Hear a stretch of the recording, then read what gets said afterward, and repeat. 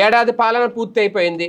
ఉద్యోగులకు ఇచ్చిన హామీలు అయితే ఇంకా నెరవేరలేదు. దాంతో ఇప్పుడు ఉద్యోగులు ఎదురు తిరుగుతున్నారు, ప్రభుత్వాన్ని ప్రశ్నిస్తున్నారు.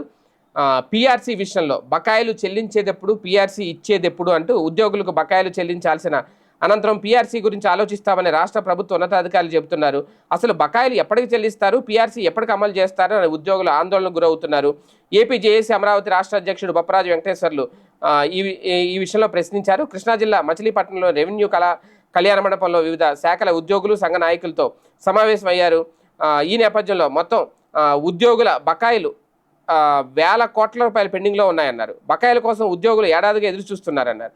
సీఎం చంద్రబాబు 2014లో 20% ఐఆర్ చెల్లిస్తామని చెప్పి అప్పుడు ఇవ్వలేదన్నారు. ఆ తర్వాత ఎన్నికల సమయంలో మాజీ CM YS Jaganmohan Reddy 27% IR ఇస్తామని చెప్పి ఆయన అధికారంలోకి వచ్చిన తర్వాత చెల్లించారు అని గుర్తు చేశారు.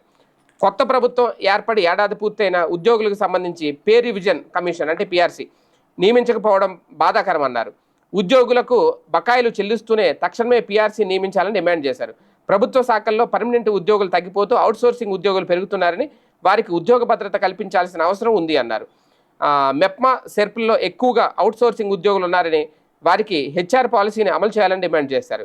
గ్రామ వార్డు సచివాలయ సిబ్బంది బదిలీలు, హేతుబద్ధీకరణలో అనేక సమస్యలు ఉన్నాయని తెలిపారు. ఈ సమావేశంలో APJAC Amaravati associate president Perraju, Phani, ప్రధాన కార్యదర్శి రామశెట్టి వెంకటేశ్వరరాజు మరికొంతమంది పాల్గొన్నారు. ఏది ఏమైనా ఇప్పుడు పీఆర్సీ విషయంలో ఉద్యోగులు కూడా తిరుగుబాటు జెండా ఎగరవేయబోతున్నారు.